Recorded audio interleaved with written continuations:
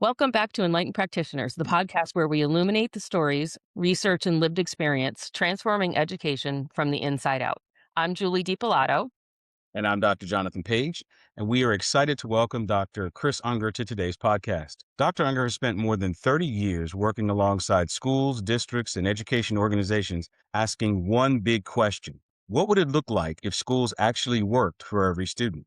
Chris is a professor in the Doctor of Education program at Northeastern University, and he's one of the most compelling voices in the conversation about transforming how we think about learning. In his book, A Revolution in Education, Scaling Agency and Opportunity for All, Dr. Unger looks at how educators, innovators, and communities across the country are reimagining and redesigning school to be more meaningful, relevant, and connected to student lives, not just for some students, but for all of them, through learner-centered education and student agency. So in this episode, we're going to be discussing a hot and somewhat controversial topic in education, AI and the future of learning in rethinking school. So whether you're a parent wondering if there's a better way, an educator looking for permission to do things differently, or someone who just believes students deserve more from their education, then this conversation is for you. We're really glad to have you here, Dr. Unger. Glad to be here, and it sounds like whoever you were just talking about, I'd like to meet that person. Well, we're very happy to have you. We wanted to start the conversation off. Obviously, you've spent the 30 years asking what school should look like if it were to work for every student. Does this moment feel like an opportunity or a threat or something kind of in between that we don't have a language for yet? What we're seeing today is very polarized views. Either get rid of AI completely or they need to know it because that's where the future is going. What are your thoughts on that? Let's not throw the AI card in right quite yet. Let's just talk about the current circumstances Absolutely. and talk about AI. I claim that the current state of our public school education ecosystem, Mhm. K-12, at least probably in higher ed, I can comment on that well, but I'll stick with K-12, is significantly broken and tragic in how our students are experiencing learning, experiencing schooling. If you are a parent, you probably have, most of you, the greater majority, I would argue, have seen it up close and up front.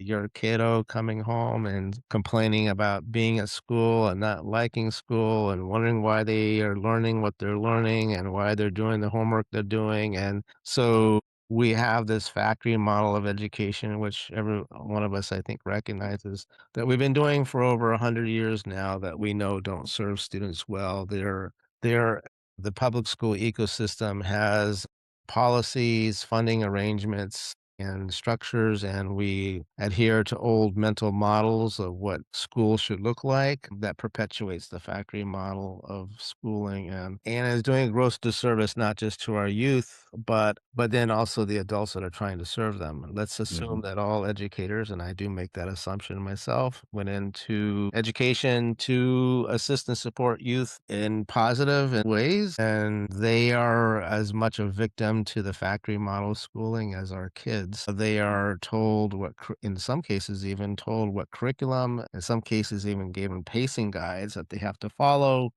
And,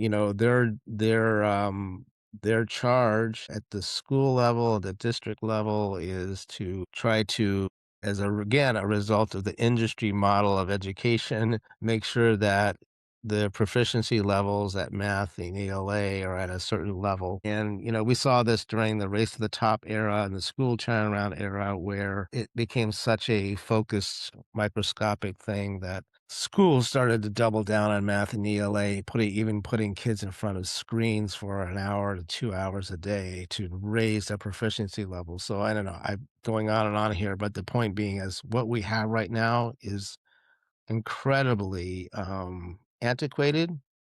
We're Mhm. stuck, and the system is designed so even people who wanna do something differently feel stuck in the system, and they put their hands up and not sure what to do. I'll give a couple of things real quickly just to kinda highlight and pinpoint this. In our school systems today, 42% of our students report persistent sadness or hopelessness.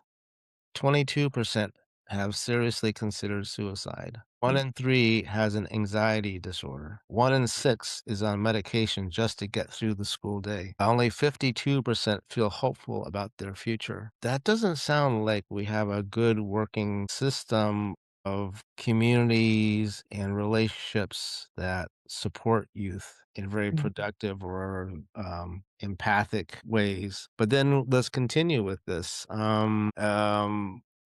Teachers themselves are finding it almost unbearable to be in these structures anymore. 270,000 teachers leave the profession every single year. And I mean not retiring, I mean deciding to leave. The average teaching career now has collapsed from 15 years in the 90s to now 7 years today. And 44% of teachers report chronic burnout. 86% report the job has harmed their mental health at some point, and 1 in 8 teaching positions is vacant or filled by an uncertified substitute because people simply don't want to be in these systems anymore.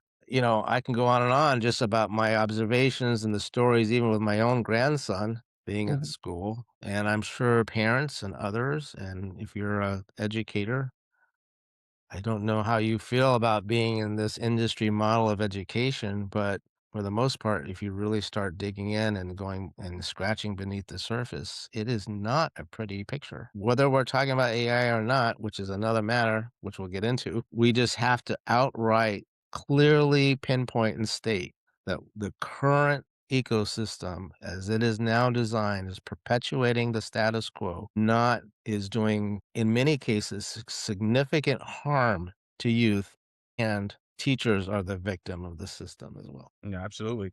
Yeah, and I think kind of hearing you say that and really talking about the industry model of education definitely being antiquated, but it's just so deeply embedded in how we've done things, for over the last, 100 years. You talk about, schools being broken. In your book, though, you talk a lot about learner-centered education. And, we talk about rethinking schools. So if the paradigm were to shift and we kind of got out of that industry model, and then sort of placed our emphasis on learner-centered education, what would that actually look like in a classroom? And how far is that from what most schools are doing today? So it's okay. So it's funny, even in your question, you mentioned a classroom. Should a classroom look? Hmm. Well, you're assuming there should be classrooms. So we can go on the outer edge of what teaching, learning, and schooling could look like. Let's go to the outer edge for a second. And I joke, and I've joked with you guys before that I'm an old man. I've been around the block. I have done as much as I can over the last 10 to 15 years to identify and find schools that are doing schooling differently, that teaching and learning looks different than the status Hmm. quo. So, I have created this network of friends and what I call fellow revolutionaries who are pushing the envelope and have been able to find a way to rethink what schools look like. So let's travel, hop on your broomstick with me and travel over to Iowa Big in Cedar Rapids, Iowa. And there are no classes, no classrooms, and all the students are doing are projects in the community. So, wow, you say, what the heck does that look like? So it started 8 or 9 years ago now, 10 years ago, with a small group of educators who were thinking, well, what could school look like? And they're saying, well, let's get kids out in the real world doing real things. The way they did it, and a bunch of other programs do this now too, they went to different businesses, nonprofits, religious institutions, civic institutions, and they would say, is there a project that you need done, but you can't get to because you got too many other things going on and it's in the bottom of your list? One of the stories I often tell is the group of kids who went to the architecture firm and they're supposed to design a $1.3 million pedestrian bridge to go over the river. The architects can't get to it for 3 or 4 months, so they're like, "Well, that's fine. Let's let the kids give it a shot." And they think that they'll come back with some kind of cute poster board design. But the kids got into it. They started asking all kinds of questions. What does it mean to design a pedestrian bridge? What does it take? What are the things we need to take into account? The materials, the design elements, et cetera, et cetera, et cetera. I can't remember whether they got support or help from the architecture firm. I would imagine they did, but anyway, if I get it right, they were one of 3 designs in front of city council to be built. That's a very different thing than what we see in most schools where kids are doing fake projects that have no true intrinsic interest to them, and they're kinda going through the motions, and they're not really learning how to actually design and present designs of bridges or cars or nonprofit organization strategies. We do a lot of make-believe, fake activity in schools, again, that have no intrinsic interest to students. And when you don't have any intrinsic interest, learning happens at a very superficial way and it goes in one ear and out the other. You're not really learning how to do anything. I guess I'll give this quick, and it's worth saying. We can't I mean, if you really want someone to know how to drive a car or ride a bicycle, you cannot replace getting somebody behind the wheel in a car and driving or Mhm. going aside of the bicycle, being on a bicycle. We all know if you're a parent and had kiddos, you know what that looked like when your kid was 3, 4, or 5 years old and you had the training wheels and you ran beside them. And so there's some scaffolding and support. They're seeing what it looks like. They're being directed on what to do. But we're not having them, the same with cars. We're not taking them to the local arcade, having them drive a fake car in one of those arcade games. And we are going to say, now you're good to go. Drive on the highway, drive in the Mhm. real world. The approximation is too far, too distant. And you cannot replace real world, highly contextualized, rich environments with mentorship to really develop Yeah. skills and competencies that can be applied to in the real world. And so we are separating kids, and we can talk about high schools. A good one of my favorite books talks about high schools as adolescent holding pens. Here we are with kids growing up. One of the things we should be doing is these adolescents should be learning what it means to operate, act, think, and do things in the world, learn in the world, work in the world. Yet we separate them from the world, which is kind of like really weird, don't you think? It's sort of like, Right. why would we take them out of the world if we want them to be able to operate in the world? Like Mhm. it's so bizarre. Yeah. So I know I'm going on down, but I think, going to Iowa big, right? Mhm. Kids. I mean, I'll tell this one story because I think it's just super, and then I'll get into a couple others, and I'll talk about AI in a bit. But there's this young woman, very shy, and she was at Iowa big, and there was a huge windstorm that went through Cedar Rapids. I don't want to say 6, 7 years ago. I can't remember. A huge windstorm. They call it derecho. Huge winds knocked down half the trees in the city, I think, which is a huge number of trees, right? And they were lying around on the roads in Cedar Rapids for quite a while. And after a week or two, she went up to her advisor and said, what are they going to do with these trees? And the advisor said, I have no idea. And she said, well, I was talking with my mom and dad. I have an idea, and this is a true story. He said, "Well, what's your idea?" Somehow, there was a friend of the family that was a chainsaw artist. I don't know if you ever seen that, where they take trunks of trees and they make Mhm. sculptures. She knew through him or her that they were really not doing well during time of COVID because people weren't out and about and buying all these tree sculptures and so forth. Mhm. So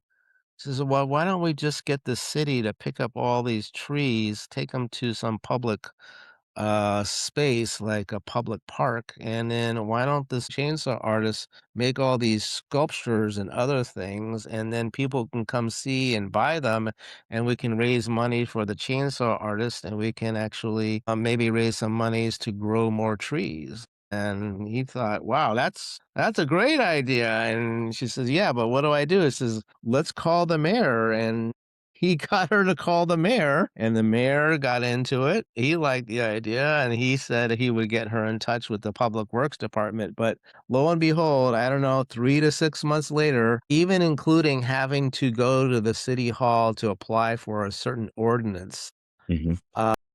so that the chainsaw artists could congregate in the local public park and Mhm. ensure safety. She created this event where chainsaw artists, the public works department of the city got all the wood and brought it to the public park, and then the chainsaw artist came and she raised $25,000. And half of it went to the chainsaw artist and half of it went to organization that grows trees. Awesome. So, I mean, that to me is like a quintessential, and there's hundreds of these, hundreds and hundreds, if not thousands of these stories. When kids and youth are given the opportunity to invest themselves in making, creating, or doing something either for themselves and or their communities, they rise to the occasion, and with the right scaffolding and mentorship, they learn how to make a difference in the world, which we significantly need right now because the world is such a mess. The more we can get kids engaged in doing good things in the world, they're building real world skills. They're learning about their potential as agentic individuals to make a difference. And then they can start to also explore what their interests and passions are. And that's what school can be. I have several other examples of that from across it, but they're far and few between. Right. It needs to be more of the norm instead of a industrial era that Needs to be the norm, and that the question of how to move towards being a norm is, like, really interesting, and I could go down that rabbit hole if you wanted to. What do you think is the fear, of that? Again, we know what the traditional school looks like, the traditional reading, writing, and arithmetic, learning those things in isolation without application. Again, reimagining what that looks like. When you think about community-based learning or project-based learning and experiential learning, that's terrifying for a lot of people because it's that unknown where we've never done that. Well, what do the outcomes look like? Where we know that the tried and the true produces these outcomes. So, and as we're reimagining these schools and what they look like, or these educational environments and ecosystems, how do we sort of assuage some of those fears of, oh, if we get too far away from this, then we really miss that whole importance of foundational education. right. And I think Yeah. also you hear educators a lot of times or curriculum leaders, there's a curriculum we have to cover. There's Hmm. standards we have to cover. And I know when things like this were presented when I was in the educational field, a lot of people are like, but how am I going to get to all my standards if I'm doing something like this? Because it's not, I can't do both. What's your thinking there? Like, how do we get rid of that fear and have people be more open minded? Well, there's 2 different questions you're asking. First of all, you're talking about standards, so the question is, what standards are we talking about, and who's creating those standards? That's one question. Hmm. Different question, and you were saying, what's holding people back? And you mentioned fear, and I'm not sure. So let's tackle one at a time first. Okay. Okay. Let's tackle the fear situation. Hmm. And I don't have the answers here. I've just been thinking about this quite a bit. And I have my perspective, and people have other perspectives. So pretty much education is under the authority of states. The federal government can push in various ways or threaten in various ways with monies, but for the most part, education is governed by the state, and it's funded in partially as much as like half of the funding comes from the state. So you have this influx of money, but there are these expectations that have been around forever, like the standards, or you have Hmm. to have so many science credits or history Right. social credits or Hmm. whatever in your high school. To be able to graduate, you need to cover this. And so you've got this archaic idea that was formed many, many years ago, we haven't broken loose from, around, taking biology, physics, and chemistry, and US history, and then world history. And then sometimes they even say 3 or 4 years of foreign language. And then they say, we need the ELA curriculum. And everything is like broken up into these buckets, Hmm. which doesn't make sense because when you work in the real world, any and all of those things can come into play, the math, Hmm. the science, the civic social justice issues and challenges and all that kind of stuff. So you've got this multiplication or whatever it is of breaking up Mhm. these things and these standards, and then teachers are required to teach them. So you have this expectation that school will operate as it has because it has been operating that way, and it is as a direct result of the expectations and the mental models we have of schooling.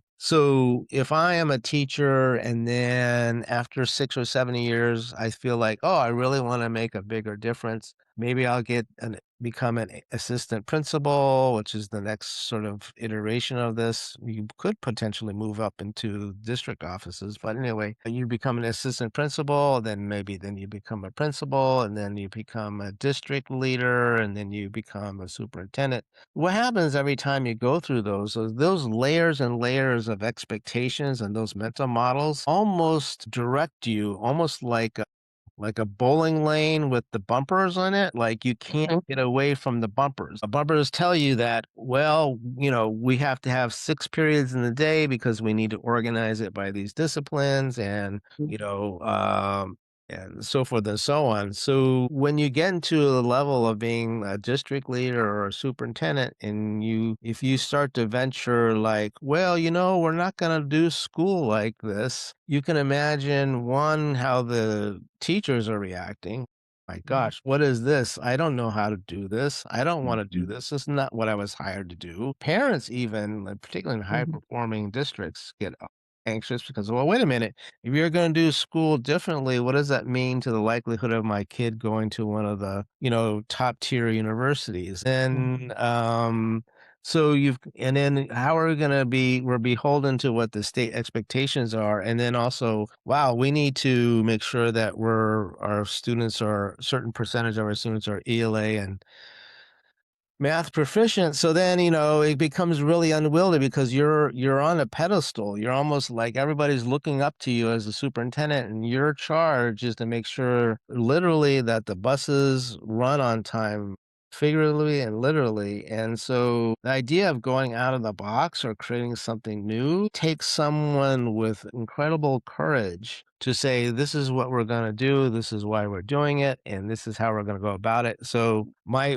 commentary there, is it takes what has happened. I can just report this out, and I write about this quite a bit in the Revolution book. It's a very unique set of circumstances that come together around an inspired educational visionary, and then local conditions, local support, local relationships like the superintendent who says, "Well, yeah, let's try something new. Let's try something different. Let's make something different." But and I've talked with you guys before about this, is such that relies so much on serendipity for the right conditions and the right people to come together in the right locality with the Mhm. right needs and the right opportunity to a vision of a new school to come to fruition. It's so you can look at the start of big picture schools, you can look at the start of the new tech network schools, you can look at the beginning of the CAPS network. In every Mhm. single one of these networks, there was a very unique set of circumstances where politically and socially there was identified need for a new kind of school for students, and then the educational visionary who came with an idea for how school could be different, and Mhm. then they were given the runway to start it, but not at scale. Because if you said, "I'm changing the entire system," it would freak everybody out and you would be beheaded, and again, I point to the fact that and the reason I'm pointing to this is that it really is a result of serendipity. I can go through the stories of each time there's a unique, different, learner-centered school, there was the conditions and the coming together and an alchemy between people in the community who wanted something differently and somebody who had a vision for what could be different, and it was politically and socially supported. But that is, like, so unique Mhm. that, I would argue that no more than Well, people more than 300 or 400 schools across the United States are truly learner centered. And then, so when you compare that to 50,000 schools, that's a drop on the bucket. Right. Yeah. Doing that, having that perfect situation for this to happen obviously is very hard, but are there ways that we can start moving towards that, where it is more learner centered, put together for each student so that their passions are coming out in their learning? How do educators do that today? How do we meet every single student? Well, yeah, I mean, I think, one of the other lessons that I've learned over time, which I think is not a small thing, is that, and other people have commented, I'm not the only one. I'm borrowing on what a lot of other people have said over time.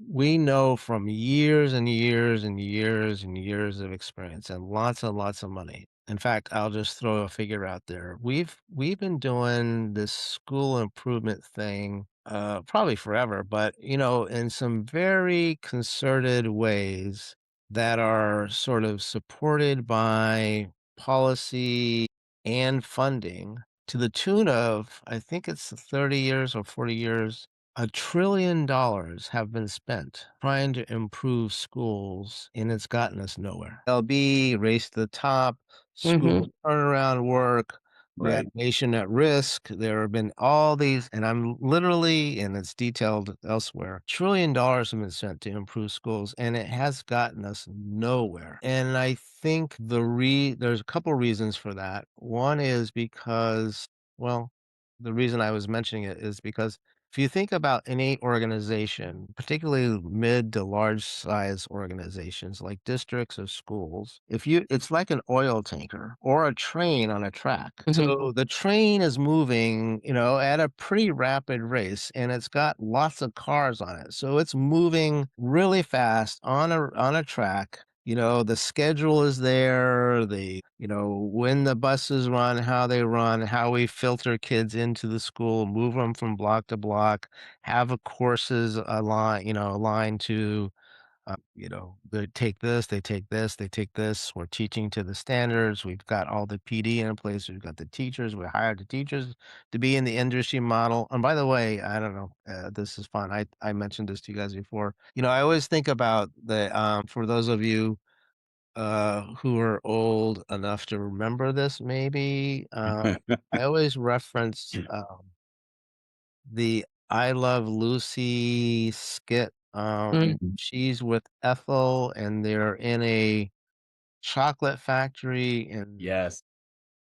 conveyor belt, and the chocolates are coming, and they're pretty good because they're coming at a fairly decent, not too fast clip to take the chocolate and put it in the box. But as if you remember the Right. clip and you look at it, that conveyor belt starts to go faster and faster and faster. And before you know it, they're not able to get the chocolates into different boxes as quickly as they're Mhm. supposed to get. And then they start actually throwing it down their blouses and they start eating them. And that's what school feels like to me for a Yes. lot of teachers. And the kids are the chocolates, and they're getting thrown down the conveyor belt too. So, when you have these systems in place, it's really hard to move them.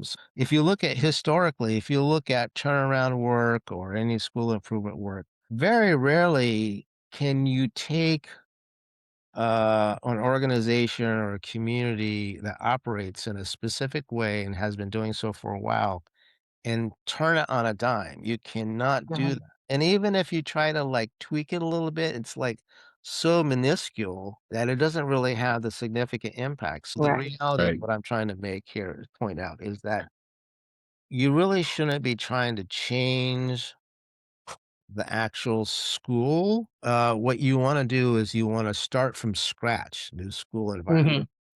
Or new projects. So there are a couple of different ways to slice and dice it.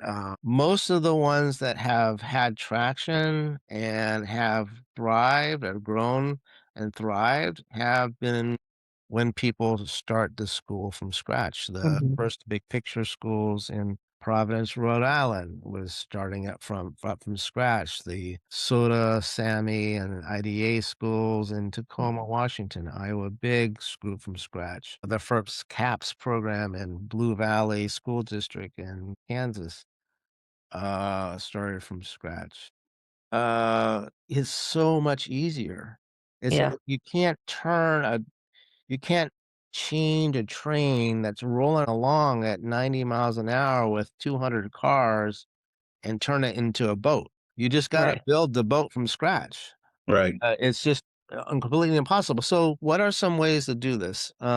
So there Julia Bamba, she's in the Issaquah, Washington School District. She actually co-founded with a couple other educators, Gibson Eck, which is a big picture school in Issaquah, very successful, incredible school.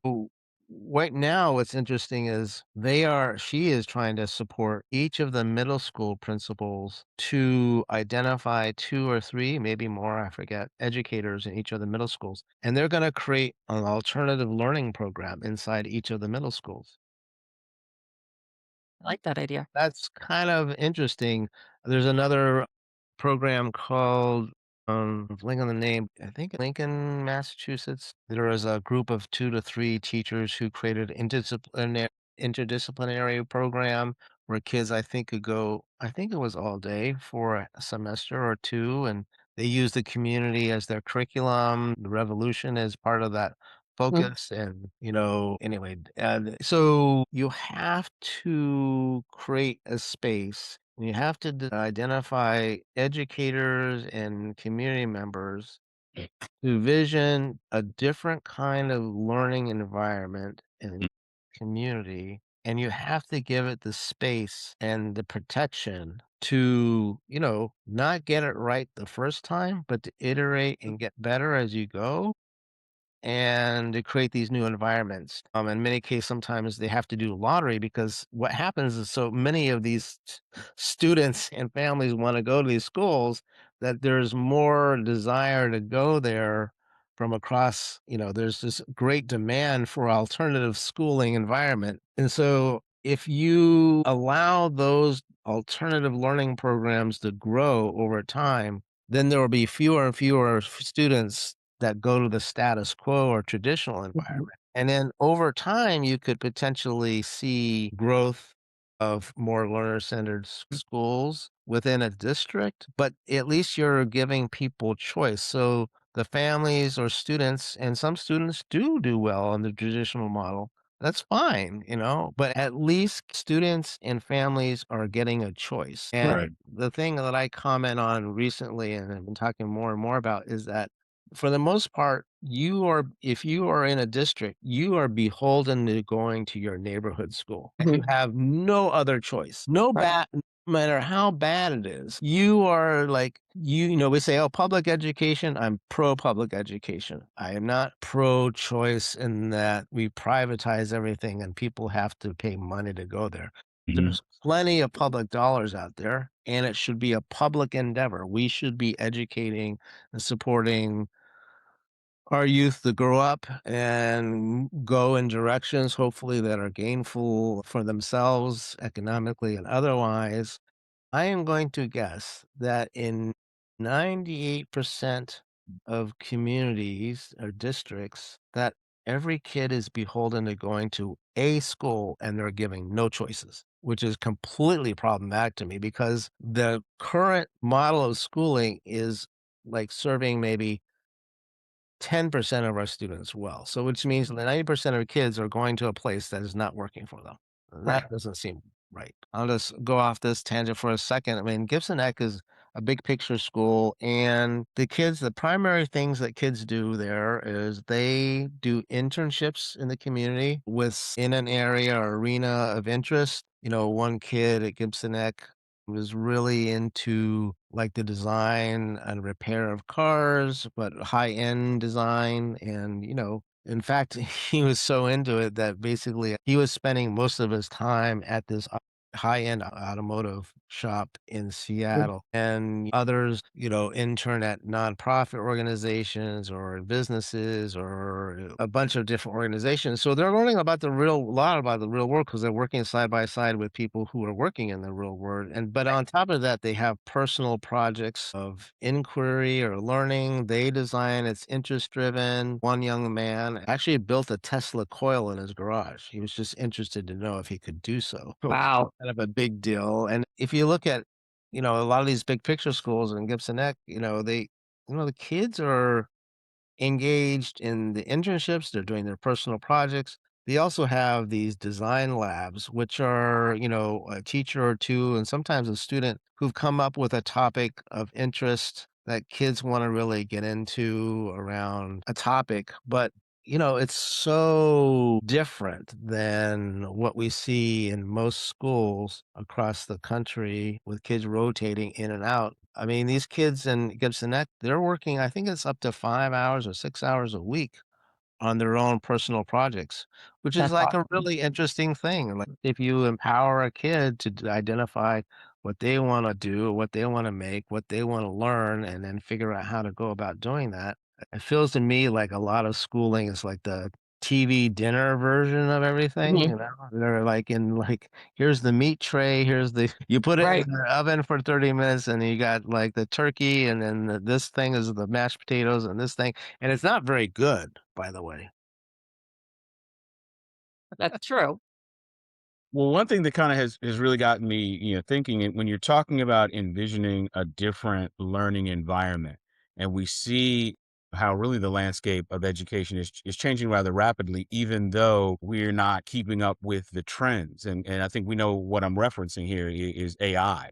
So where do you see AI then being able to genuinely support the kind of learning, that you're championing as we're thinking about rethinking schools? Well, I mean, there's a AI is being used for a lot of things these days, and so but when I think about and I'm actually doing this with schools right I'm working with the CAPS network. They have an initiative that's well funded by a philanthropy in the Kansas City area, I believe, and they're trying to grow CAPS. So that's the Center for Advanced Professional Studies, if you're looking for it. The CAPS network, there's 120 plus affiliates across the country, and then some others around the world actually, and it's a profession-based program. Kids can go for, half a day their junior and senior year, and they're engaged in real-world professional learnings.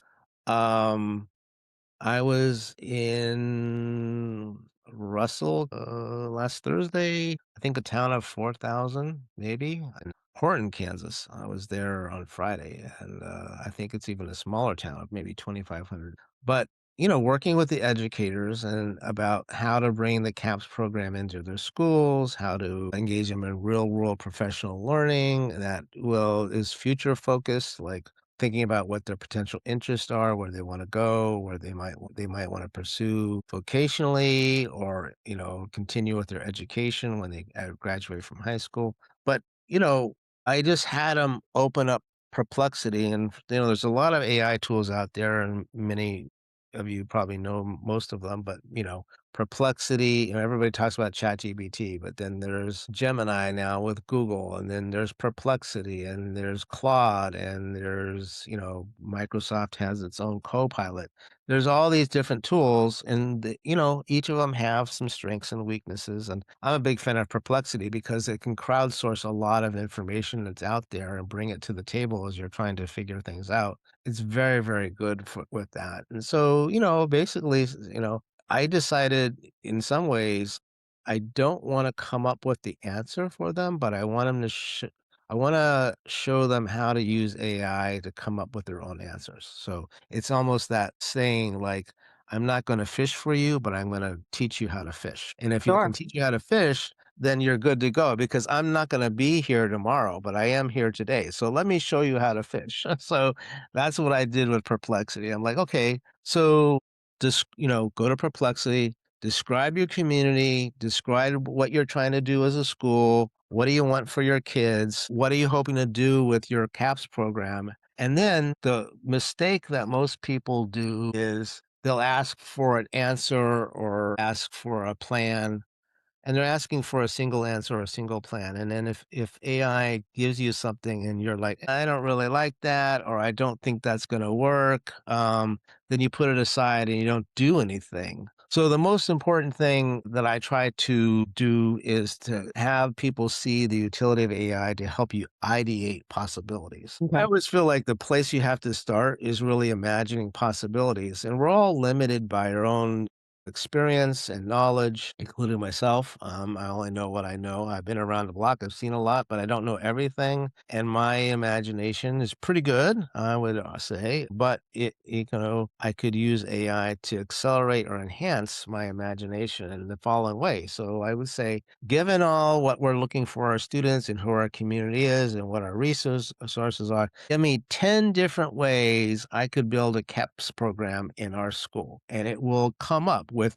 10 different ways. And so you're all of a sudden you're like, wow, that's interesting. Oh, that's interesting. Oh, I don't know if I like that idea. Oh, this is something that I'm interested. So you kind of dig in, you ideate with it. This is super important. And then after that, I showed them how to like go down the rabbit hole on what the potential of that idea is and how they could make it happen. So we start to move into planning. If you think about this phased use of AI to assist educators, it's ideate, plan, execute, and assess.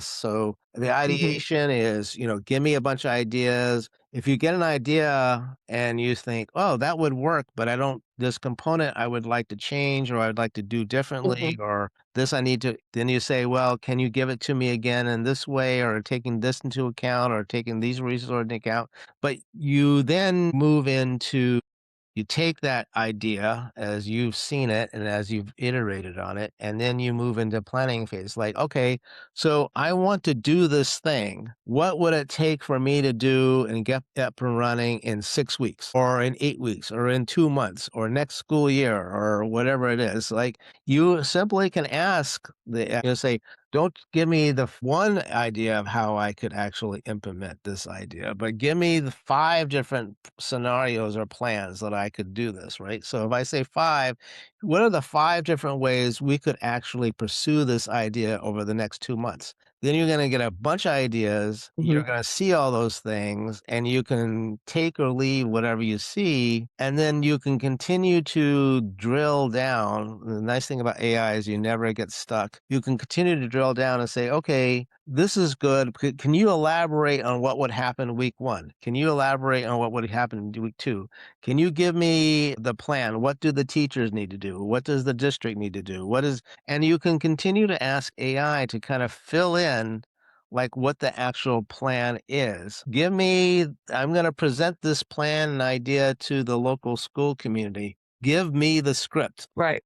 And so you cannot, or I need a slide deck where I could present this to my faculty. Or, you know, what would an infographic look like? And I would be using different tools for this that I could share with the local business, the Chamber of Commerce about our idea. I mean, you can use AI to accelerate like all the products and ideation and planning that you need to make this thing happen. And I'll continue with this last thing, but you go into execute area. Once you start doing it and you run into roadblocks or challenges, like 3 days into it or a week into it or 2 weeks into it, there's a challenge or a problem, go back to your AI and say, hey, I'm having a challenge or roadblock with this, or I'm finding it hard to do Z. Ask AI, what are some ways I could overcome that roadblock or overcome that challenge? AI almost becomes like a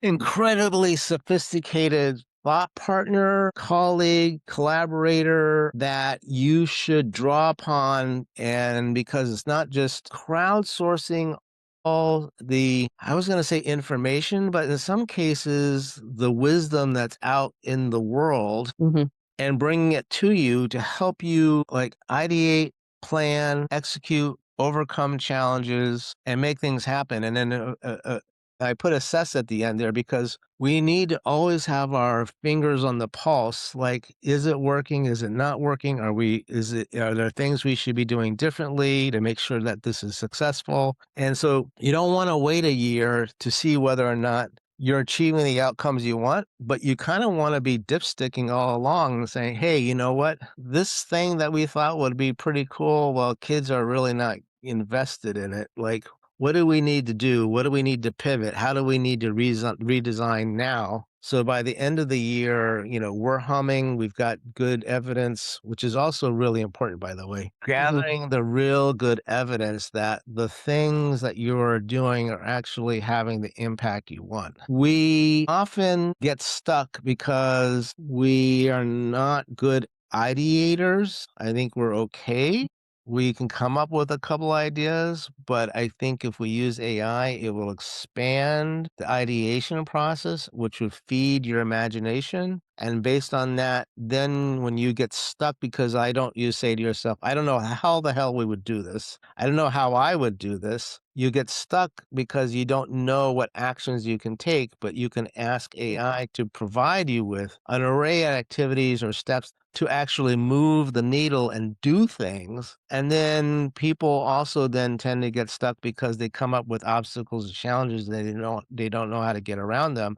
But now you can use AI to help you think about, well, here's the challenge I'm having now, or here's the thing that's not working. I need some ideas on how to make it work better. Now you've got this 24/7 ultra sophisticated entity that's accessing all the knowledge and wisdom around the world to assist and support you on making your thing happen. And so we don't have enough of these learning environments across our districts because people are all stuck in those things. I don't know what I want to do. I don't know how I would do it. I don't know how to make it work. I foresee lots of challenges. So, people just give up and they don't do anything differently because they're stuck in any of those different phases. And what I'm proposing is that if you use AI in each of these phases in the ways I was talking about, you could actually put a stake in the ground and make something happen. Absolutely. I love kind of how you frame that by looking at saying, AI for ideation and planning, execution and assessment. But what do you say to those folks who say, well, AI is still kind of terrifying because there's so many inherent risks involved with it? I think the way that we've been talking about it, and we've had these discussions previously, is seeing AI as a tool for agency and creativity and sort of generation. But how do you respond, or what are your thoughts about AI becoming a crutch that actually replaces thinking? Well, let's take what I just revealed or talked about, right? Okay. So people often, worry. Um, like one of the big things, kids aren't learning how to write. I won't go down that rabbit hole. Or it's replacing critical thinking. Okay. Well, so remember what I said? I said, give me 10 different ideas of what we could do. Now, once you have 10 different ideas, you actually have to think about all those different things and you have to take into account your context and also your interest and what you feel are the resources or opportunities to do any one of those things. So, what are you actually now in the position of doing, having to do? A great deal of critical thinking. And then all of a sudden, when you go down one rabbit hole, so I really like this idea of creating a micro school in the school system.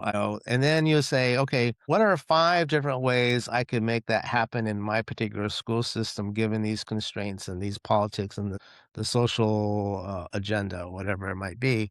Now you've got 5 different plans. What are you in the position of having to do? Critically think. And then all of a sudden, I'm actually using AI as a tool to foment or create or press critical thinking. I'm also using it to as a co-intelligence tool, right?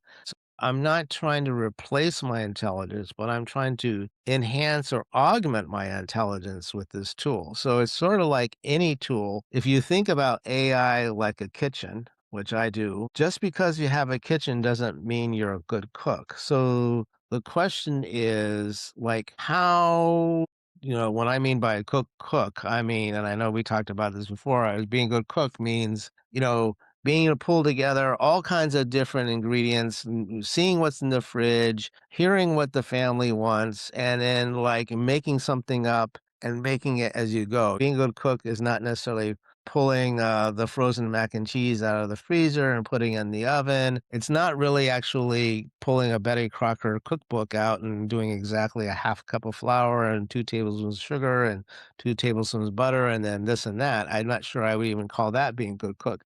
But being a good cook means like whatever content, context, and aspiration I have, I can pull things together and I can use the tool to make something. If I gave you a saw, if I gave you a saw, a hammer, some screws, screwdriver, I gave you a bunch of wood, and I said, "Go build a deck on the back of the house." Some of us will probably try to figure it out, but it's really knowing like how to access other people for insights, access the YouTube for the right videos, knowing how to use those tools to make something. So it's a co-intelligence tool. It doesn't replace me. I still actually have to build the dang thing. I Right. actually have to get the saw out and use it.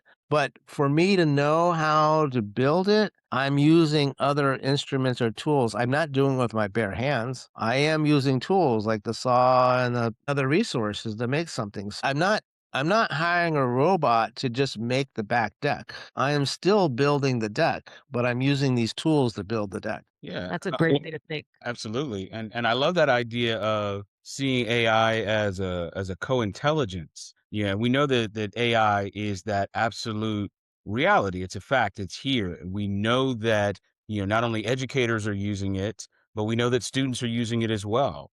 Right. And so kind of with that, you know, we see a lot of schools, not sanctioning the use of AI, in fact, putting up all kinds of guardrails and prohibitions. But we know that people are still using it. So what are your thoughts on what educators can do as again, we're thinking about reimagining schools, rethinking schools. Right. What is it that educators can do? What is it that parents can do? What is it that communities can do to sort of respond to that reality? So, well, I think that students are using it and probably not using it in the best of all ways. They probably are using it to, find me this information, plug it in, and then write this 2 paragraphs I need for homework or something like that. Like, they're Mhm. really not learning how to use AI. It's going back to the kitchen thing I told you. It's like Right. high school teachers bemoan the fact that kids are just trying to having ChatGPT write their essays for them. And that's similar to pulling the frozen mac and cheese out of the freezer and putting it in a microwave. We're not really teaching kids how to write. And they're so left to their own devices, they're not really learning how to build or create with AI. And so, what might that look like? It might look like, in a learner centered school, I would say, and I'll just make this up off the top of my head. I've got a class and I said, all of us in the next 2 weeks, I want each of you to identify a topic that has some real interest for you. And I want you to write an op-ed piece to the local paper about it. And they're like, oh, well, what is an op-ed? Well, I don't know. What is an op-ed? Well, let's look at some and so forth and so on. But then they might have the kids, research it with AI, like using Perplexity. So that's, really, really useful. And I would show them exactly how to do research and look at sources. So Perplexity is great for looking at sources and not just getting the quick and dirty answer, but like providing you with the sources and looking at the sources and investigating and going down the rabbit hole and iterating with the idea with Perplexity.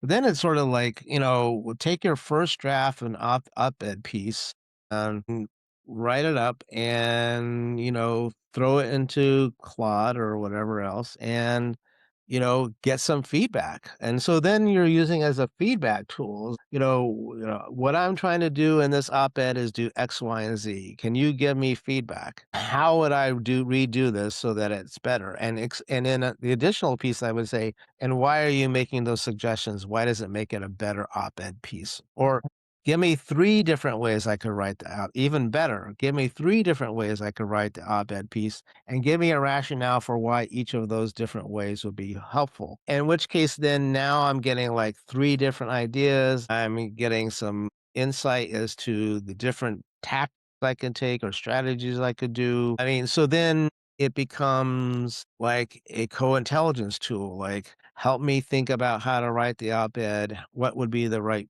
framing of the op-ed, Do I have the right resources? Am I missing something? Given my community, am I framing it the right way? I mean, there's just so many ways you can go back and forth with it as a co-intelligence tool rather than like, just give me the op-ed and I'll just give it to the paper, right? Like, how do you critique your own thinking, critique your writing, critique the way you're presenting, critique the framing, critique the resources, sources. Like, how do you use it to, again, like a co-intelligence tool?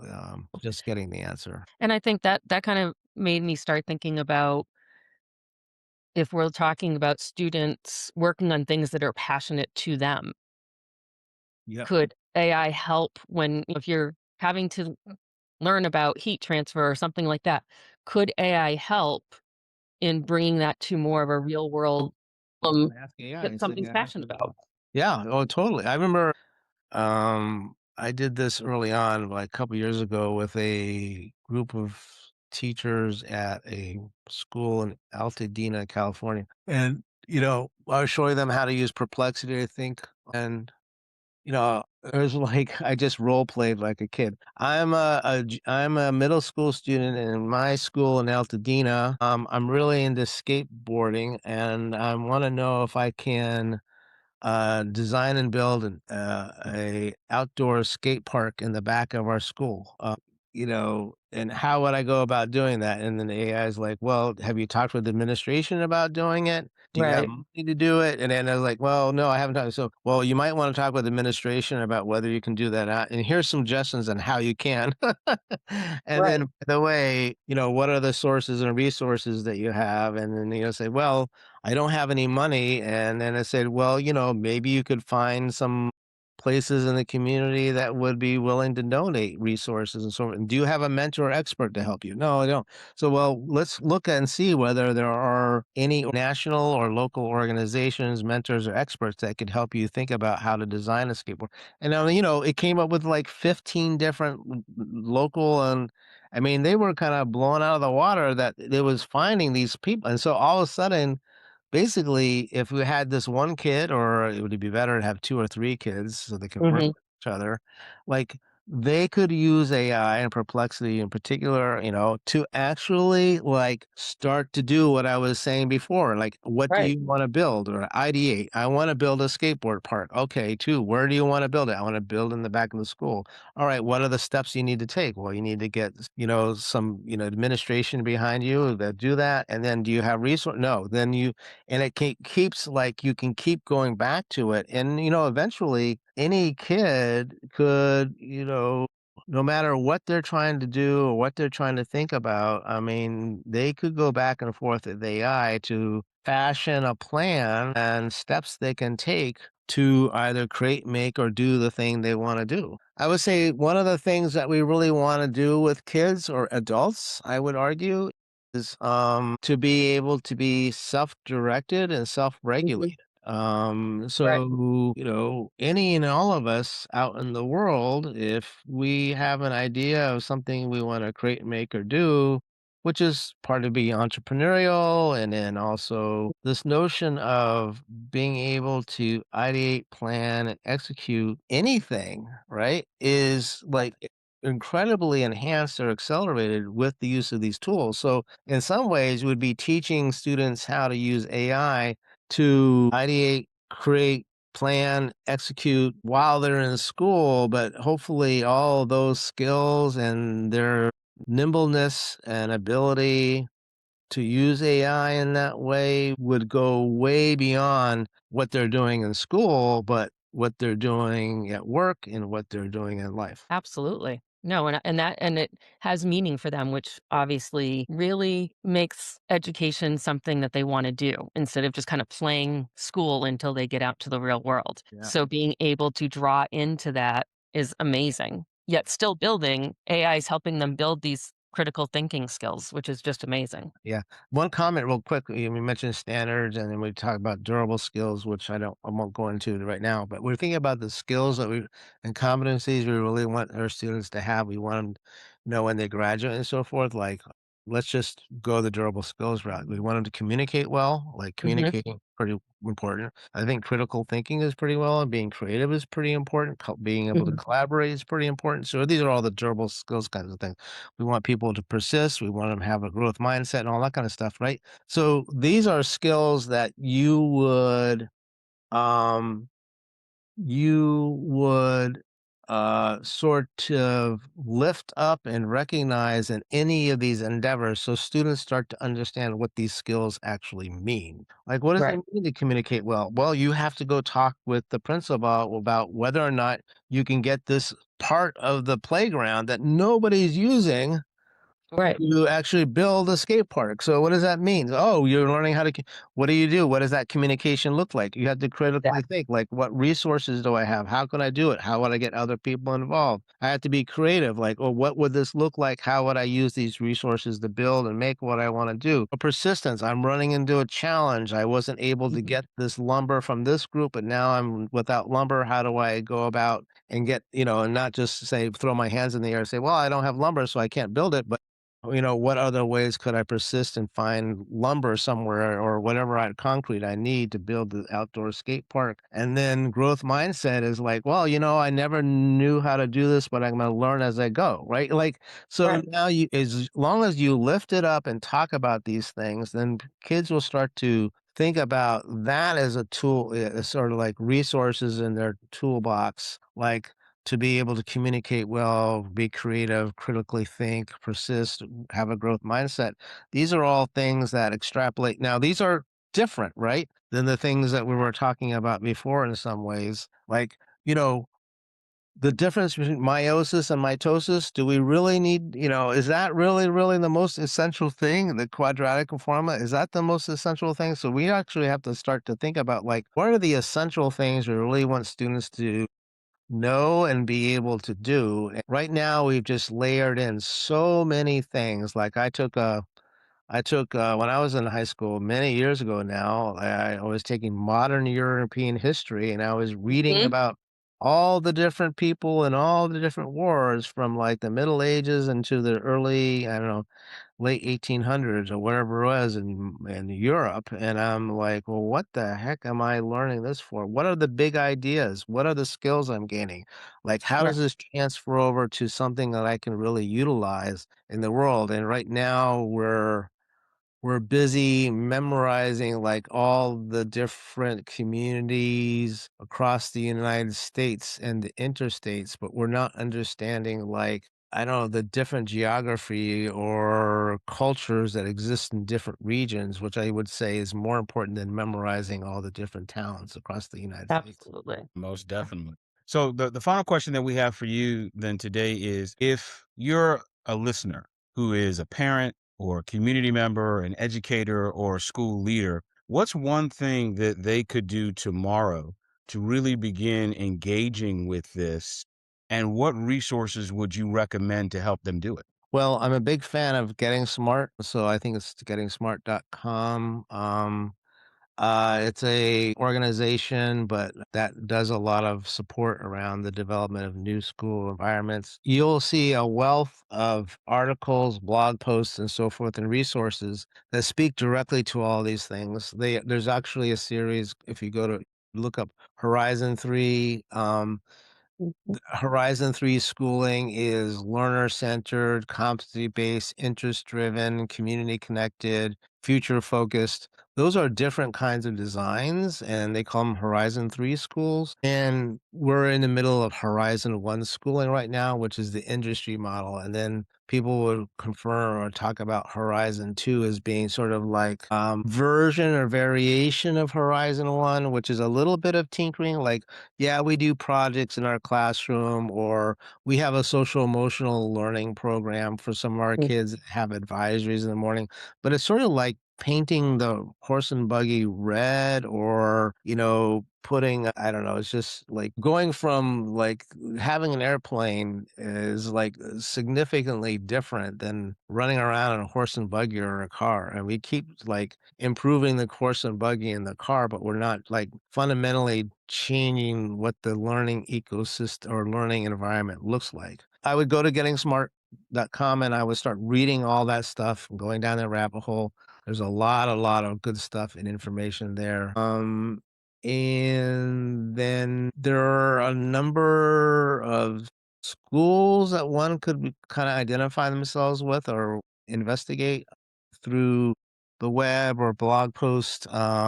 There's Big Picture Learning Schools. That's a really good model. Da Vinci Schools in the LA public school system. Tacoma is creating a whole very unique. I think it's the only district doing this work right now, to tell you the truth. This forward looking like not just a few learner centered environments, but multiple learner centered environments, so like vocationally oriented and otherwise. A Tacoma CAPS network I've mentioned before. Then there are like one offs.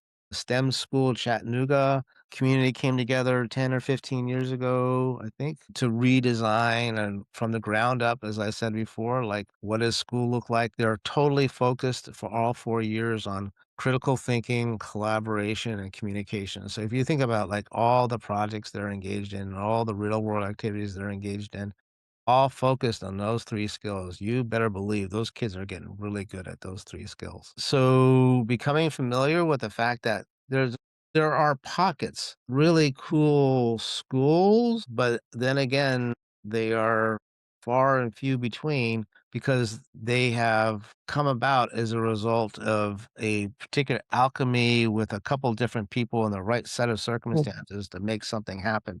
So what we need is we need states to rise up and actually incentivize the development or adoption of these new school environments throughout the entire state and not just rely on serendipity because I actually asked Claude if we relied on serendipity for the growth of these schools so that at least half the students in the country would have an alternative school that they could go to or a learner centered school they go to. It basically said, well, if you really wanted under the current circumstances where we're relying on serendipity for learner centered communities to grow, and given the way we are now functioning and the status quo is being perpetuated, we could potentially get there in about 400 years. And I was like, well, 400 years? I don't even know what it'll look like in 50 years from today. No less like, I don't think we should be thinking about this. I can't imagine we'd be thinking about this in 400 years. But that gives you an idea of how much the status quo is reinforced Mhm. by the expectations, policy, and the funding structures. Just quickly, I mean, there's no reason why um, the state, and some states are working on this, but they're not just doing it in very limited ways, I believe. The state could say, we are going to pull together a bunch of money and we're going to create some funding so that, up to 20 to 30 districts in the state can develop 2 or 3 micro schools Mhm. location, and they're built from scratch, they're built from the ground up, and they have to be informed by what we know across the learner-centered environments that really works. So it's not like you just, coming up with something out of your back pocket, but you should be looking at the different models that are across the country and starting these places. But right now, there's no incentivization to do that because people see school the way it is. School has been going on the way it has, and for a superintendent or a school leader or a principal to say, "Well, we're going to go out of the box and create something completely new," there's a bunch of people who can get rallied together and say, "Well, wait a minute, this is too weird. I don't want this here," and so they get confronted immediately, and so that rarely do you see the rapid proliferation and growth of these different kinds of school environments across the country because people are stuck in their systems and the status quo is good at perpetuating what we have. And some states are trying to incentivize and support schools, districts to create new learning environments or individuals to create new learning environments, but it's just not happening fast. I cannot wait. I personally don't feel like we should wait 400 years to see if we can get options for kids because I don't even know what it's going to look like in 40 years. Exactly. Absolutely. And I think there's one resource that you might have forgotten. You might want to pick up a copy of Dr. Unger's book, A Revolution in Education, Scaling Agency and Opportunity for All. Another great resource if you want to dig a little deeper into this topic. But we want to say thank you very much for being here and providing all your insights and what it means to rethink education and to really redesign meaningful and impactful learning systems. It's a really great reminder that changing education is about asking better questions and being willing to build something that actually fits the needs of our students in front of us, not continuing to perpetuate this model of, the industrial norm. And for those of you out there listening, you're a parent, an educator, an administrator, or just someone that really cares about the next generation, you get to be part of this conversation too.